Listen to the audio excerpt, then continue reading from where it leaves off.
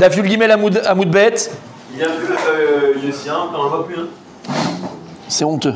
Moi, je l'ai vu cette semaine. Il a un genou. Il y a son fils qui est à la maison. Il a son fils avec son fils. On est 1, 2, 3 lignes après les grandes lignes là. 3 lignes après les grandes lignes. Donc on a dit on est Kabrou Bishrem. Donc les ossements de Yosef finalement on les a récupérés et enterrés où? À Shrem. Donc Shrem. Français à Naplouse. Shrem, mon tzaddik, ville juive depuis 4000 ans. Shrem, ville juive depuis 4000 ans, messieurs. Et qui ne nous casse pas la tête. Comme disait le rabbi, tant qu'on n'assume pas et on ne le dit pas haut et fort que toute la terre d'Israël nous appartient, alors si nous on tremble, les nations en profiteront. Et moi aussi.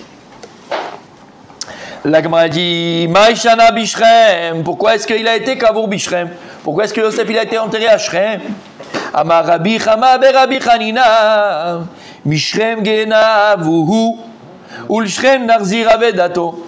Puisqu'il a été volé à Shrem, puisqu'ils l'ont vendu aux Ishmaélim à Shrem, comme il y a écrit dans Sefer Bereshit. כששלח יעקב את יוסף, וישלחו מעמק חברון, ויבוא שכמה. Donc c'est écrit Mefourash qu'il a été vendu par les frères musulmans de Yosef, ou Sao Ishmaelim ou Ashrem. Et donc, Ishrem Narzir Avedato, et Ashrem, on a ramené ce qu'on avait perdu. Puisque Yosef s'est perdu à Ashrem, on a ramené la Aveda à Ashrem. C'est bon, ça va? Mais là, ils n'ont pas mis Marat Marpella, vous avez plus de place. Non, c'est la vote, Marat Marpella. Je sais, mais. Il n'y a pas, c'est la vote. Non, maman. La vote, c'est que pour la vote. Donc Yosef, il a entraîné à Shrem. Ashrem. C'est ce que je dis hier. Il y a quelques Makom Gvura qu'on est sûr que c'est Yosef, on est sûr que c'est lui. Comme j'ai dit Rachel, on est sûr que c'est elle.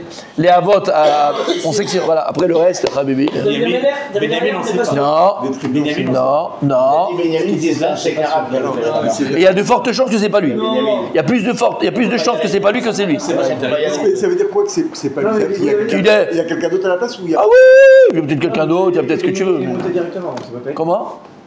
Ah, quand même, ils ont fait quand même un Makom Gvura. Il y a quand même un Makom Gvura. Ils ont quand même fait un Makom Gvura. Comment? Mais c'est autre chose, c'est Pitra, c'est pas pareil. Dans le texte, c'est écrit qu'il est monté Chaim Shamaïma, pas Binyamin, il y a écrit pour personne. Il n'y a que Eliaou qui a écrit Binyamin, il est monté vivant en Gan Eden. C'est partie de ceux qui sont montés vivants. Ah ouais? Bien sûr. On y va. Allez. 9 hommes et une femme? C'est fatigant. Comment? 9 hommes et une femme? C'est monté directement. C'est 10. Je viens pour apprendre. Une femme. Et 10 hommes. Et 8 hommes, je crois. 8 et 1, je crois. Kachou Kraya Adade. Là, Gemara, elle vient dit on a une. Je suis fatigué, j'ai dormi 1h30, Mechila, les mots ils n'arrivent pas. Kachou Kraya Adade. Non, caché. Contradiction. Il y a une contradiction dans les psukim. Il y a une. Sadik, tu veux que je te dise? Enregistré, mais j'y peux rien, moi. Sadik. Je ramasse tout le temps. Moi, j'ai dormi combien de fois ils veulent nous... Sadik, c'est magnifique. Ce que tu dis, c'est magnifique. Est-ce que je peux juste répondre? Oui. C'est bon. Dans la Torah, il y a Tashmiché Mitzvah et Tashmiché Gdusha. C'est pas pareil. Ouais. Par exemple, Tashmiché Mitzvah, c'est le tzitzit. Il n'y a pas de Gdusha. Ouais. Il te permet de faire une mitzvah. D'accord, l'Arbat Aminim, il te permet de faire une mitzvah. Il y a Tashmiché Gdusha. Le Sefer Torah, il est kadosh, le financement. Tu veux ou tu veux pas, il est kadosh. D'accord? Mais en fait, par le fait. Non, pas du tout. Par le fait de côtoyer des gens. Qui, c'est le passé, c'est que du souvenir. Dans ma jeunesse, ça me booste, tu vois ce que je veux dire? J'ai avant que ce soit trop tard. Exactement. Eh ben voilà, donc je te remercie. Donc je sais Tashmiché Mitzvah. Merci mon tzaddik. Mais et pour te dire que tu auras une part à ça. Et que je pense aussi à toi. Eh ben oui. Eh oui, elle comprend pas, des fois je dis ça c'est pour Francis, c'est bien, arrête. Eh oui, ça c'est pour Francis. Allez, on y va. Oui. C'est bon. Comme une crêpe. Kachou Kraya Dade. La Gemara, elle vient, elle dit. Qu'est-ce qu'elle dit, la Gemara? Les psukim, ils sont en contradiction. Ktiv, il y a écrit dans Shemot. Vaikar Moshe et Asot Yosef Imo. Moshe, il a pris les enfants de Yosef avec lui. Et il les a montés d'Égypte.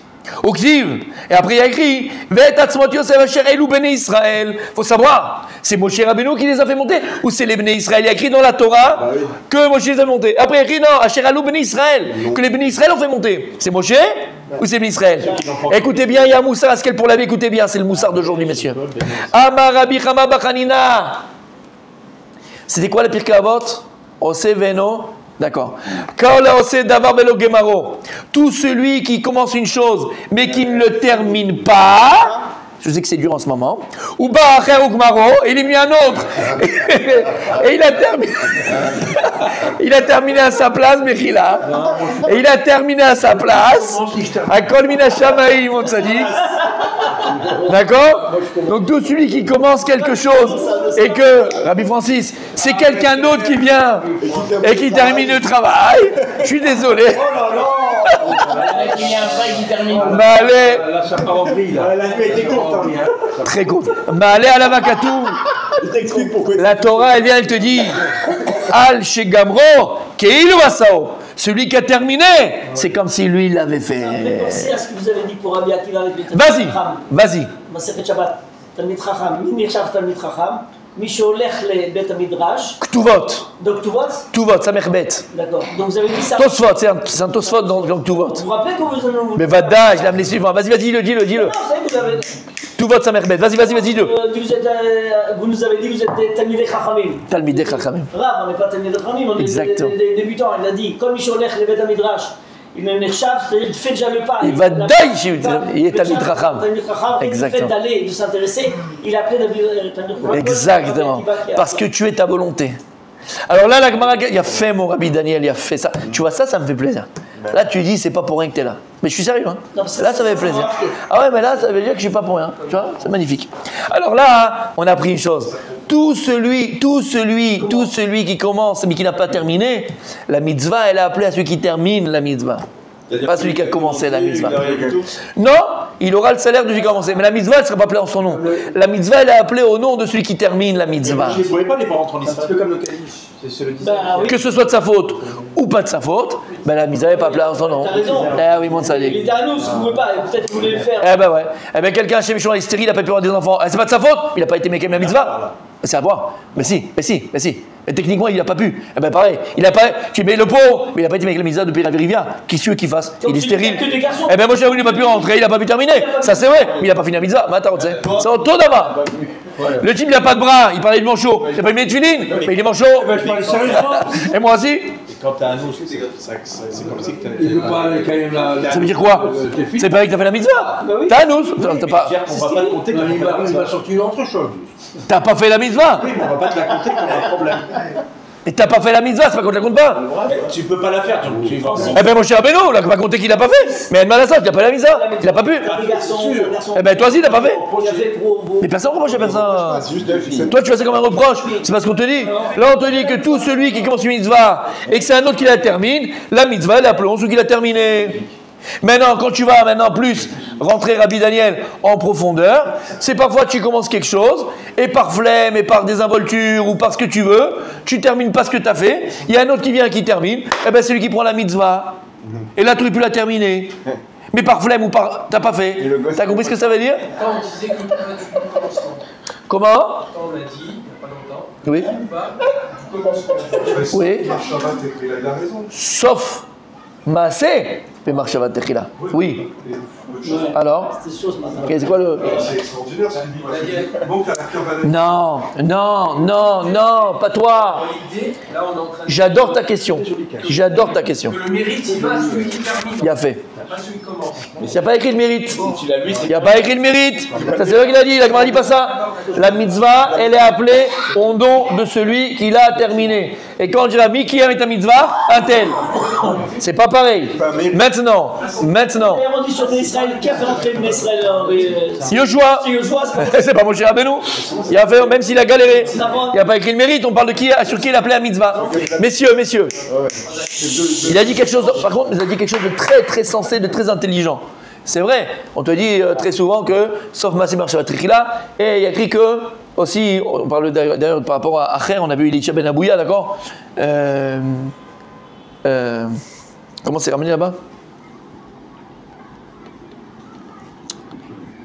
si, c'est tout. Ah, comment. révisé, moi. 2 minutes. Dans ma série Hadida. Non. Sauf d'avoir Mérichito. Comment on dit là-bas? Je connais là. Je vais pas la dire. Tu vois ce que... Non, je le dis 1000 fois, je l'ai répété 10 fois. Allez, Non. Un Konishma. La fin, c'est. La fin dépend de comment tu as commencé. Non. Sauf d'avoir.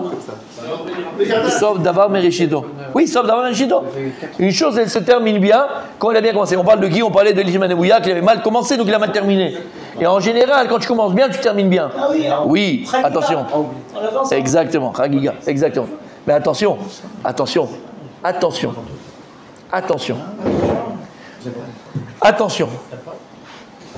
On doit tous savoir que nous, on a en vérité ce qu'on a véritablement, ce qui nous appartient véritablement, c'est la volonté. C'est la marshava, c'est la volonté. Et le résultat, il n'est pas entre nos mains. Maintenant, quand tu commences bien, et que, mais si à ta dishmaya, par l'aide de Hachem, Dieu il te permet de terminer, alors tu as de fortes chances que ça se termine bien. Mais le résultat, il n'est jamais entre nos mains. Tu ne sais pas si tu vas y arriver. C'est pas si tu vas terminer. D'ailleurs, il y a écrit, on l'a vu dans Pirkei-Avot, Amelacha Meruba, le travail. Ouais, mais comme ça, d'accord, on a beaucoup de travail. On t'a pas demandé de terminer, on t'a pas demandé de finir. Toi, on t'a demandé de faire. Dieu nous demande de faire. Dieu nous demande d'avoir la volonté. Donc, ce sont deux notions différentes. Tu comprends ce que je veux dire par là? Alors, si Akadosh Baruch Hu t'a donné le mérite, ça mérite, oui, de pouvoir terminer ce que tu as commencé. Si tu l'as bien commencé, alors si Dieu veut, ça se terminera bien.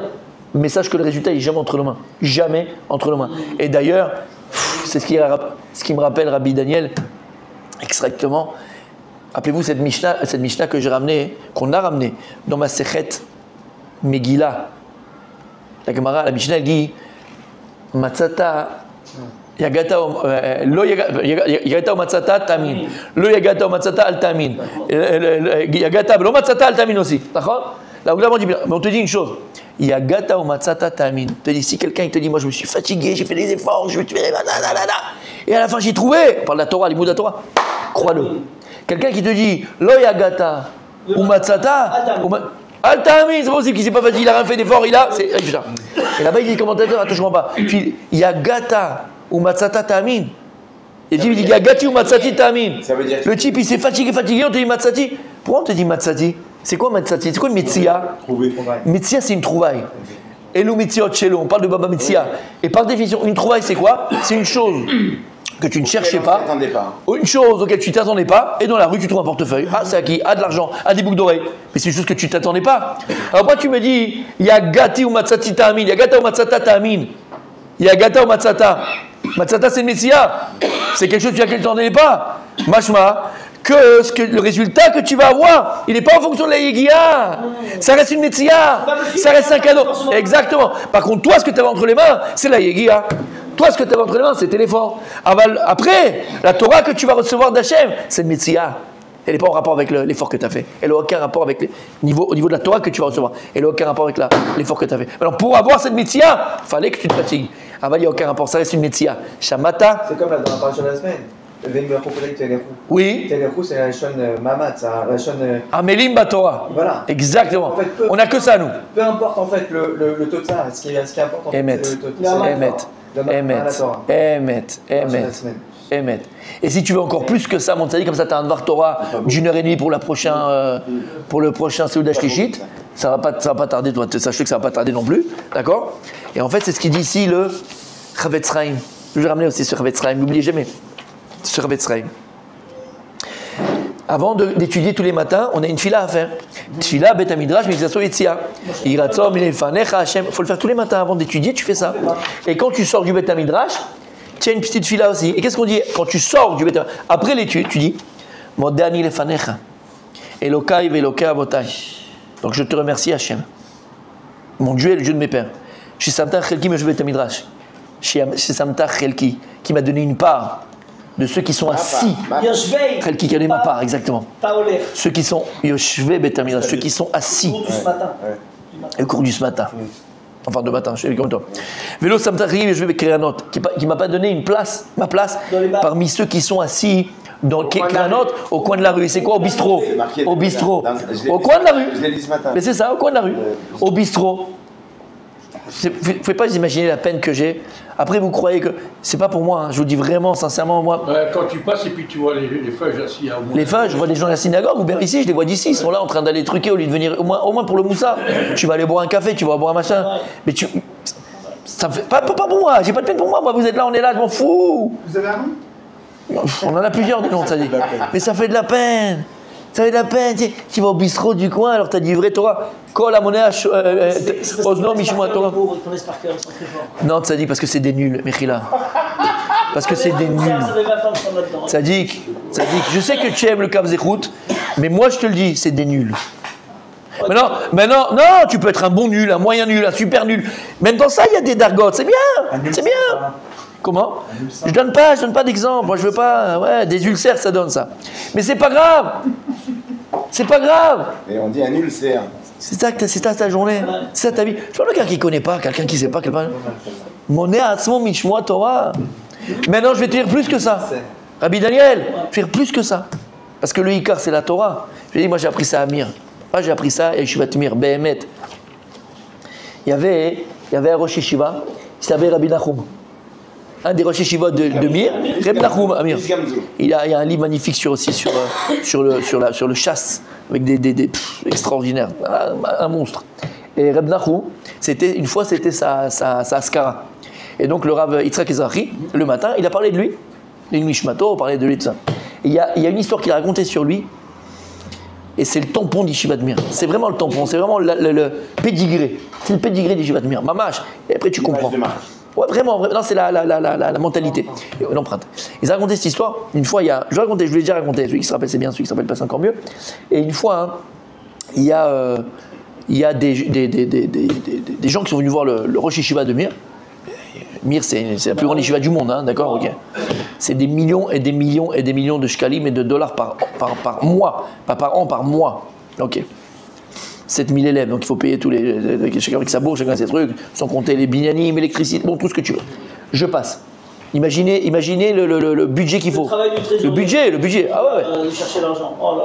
Et ils sont venus le voir, c'était une yeshiva, une autre yeshiva, et ils étaient sur le point de fermer, quoi. C'était très dur, financièrement et tout. Et ils ont essayé de ramasser l'argent, machin, c'était très dur. Ils sont pas venus voir Reb Nachum Tzedek Shuvracha. Ils lui ont dit, écoute, on a besoin de ton aide. Il nous faut vraiment quelqu'un avec un shem, avec un nom, quelqu'un vraiment qui nous aide et tout ça, parce qu'on n'arrive pas peut-être à des connaissances, des machins. Le Rav, il a pris, il leur a donné tous les gens des deux grands donateurs. Il est parti avec eux chez les gens. Chez les gens. Pas pour lui, pas pour Mir. Il est parti pour autre truc, jusqu'à qu'il a ramassé le dernier qu'ils avaient besoin, le dernier shekel qu'ils avaient besoin pour la yeshiva. Et Talmidim, ils l'ont demandé au Rav. Ils ont dit, c'est pas chose que tu as fait quand même. T'as donné les numéros de téléphone de tes donateurs, de machin, t'es parti avec eux chez tes donateurs, t'as amené les machins. Peut-être que toi, quand tu vas aller, ils n'auront plus pour te donner. Il leur a dit un enseignement, mes amis, pour la vie. Et c'est ça qui doit nous animer. Il les a fait sortir. Il les a fait sortir de la yeshiva. Il a fait devant la yeshiva. Il dit, qu'est-ce que vous lisez là? Il avait écrit Yeshiva Mir. D'accord? Ils ont vu, il dit, où là, qu'est-ce que vous lisez? Alors il a dit Yeshiva Mir. Il dit, vous n'avez rien compris. Ici, c'est la maison d'Hachem. C'est la maison d'études. Et toutes les yeshivot, c'est les maisons d'Akadosh Baruch Hu. Il n'y a pas Yeshivat Mir, Yeshivat Intel. Là, parce que c'est le nom qu'on a donné les yeshivas. Ah, bah, c'est quoi? C'est la maison d'Hachem, maison d'études. Toutes les maisons d'études, c'est les maisons d'Akadosh Baruch Hu. Et tu veux que celle-là, elle va fermer à cause de moi? Qui est capable de faire ça? Qui est capable de faire ça? Incroyable. Shamata. Pourquoi j'ai dit cette histoire? Oui, merci, je termine, vous permettez de terminer? Alors il avait ici Kranot, qui sont là en train de... Merci Hachem, il y a des places dans le Beth Midrash, et pas ceux qui sont au bistrot. Shani Mashkim et Mashkimim. Eux ils se lèvent, moi je me lève le matin tôt, et eux ils se lèvent le matin tôt pour aller bosser. Ani Mashkim les divrei Torah, Mashkim les divravim betelim. Moi je me lève pour les divrei Torah, et eux ils se lèvent pour des choses futiles. Ani Amel, Vem Amelim. Moi je suis Amel, Tzadik, c'est toi ça. D'accord? Amelim. Moi je suis Amel, moi je me fatigue, et eux ils se fatiguent. Ani Amel ou quel Sachar, moi je me fatigue et j'ai un salaire. Vem Amelim et Mekem Sachar. Eux ils se fatiguent et ils n'ont pas de salaire. Aniraz Vem Ratsim, moi je cours et eux ils courent. Aniraz Lechayol Amaba, moi je cours vers le monde futur. Vem Ratsim vers Shachat, eux ils courent vers l'abîme. Chez les Marbatel, le Kim de Reneshven, il dit le Chavetz Chaim, pourquoi il y a écrit ici Ani Amel Vemamelim, moi je me fatigue, eux ils se fatiguent. Ani Amel Mekel Sachar, moi je me fatigue et j'ai un salaire, eux ils savent qu'ils n'ont pas de salaire. Il dit Chavetz Chaim, c'est l'onachon. Le type qui tous les matins, il va travailler très tôt à la menuiserie et il fait il prend son bois, il prend son bois et maintenant il vend des meubles, il construit des meubles, après il va les vendre. Il prend son bois, il fait machin. Et à la fin, après 2 semaines de travail, il a poli, machin, il en fait une table. Il a fait une super belle table. Il met un prix sur sa table, il Chavetz Chaim. Le prix qu'il met, il est en fonction de la fatigue qu'il pense avoir mis pour construire cette table. Et il met dessus 5000 shekels. Il met en vitrine. Le type, il vient, il dit, ah, la table, elle me plaît, magnifique. Combien tu l'as fait? Il dit 5000. Ah, c'est cher, machin, tu sais, je peux trouver moins cher. Bon, déjà, tu la veux vraiment? Allez, je te fais 10%, 4005. Non, c'est encore cher, il s'en va.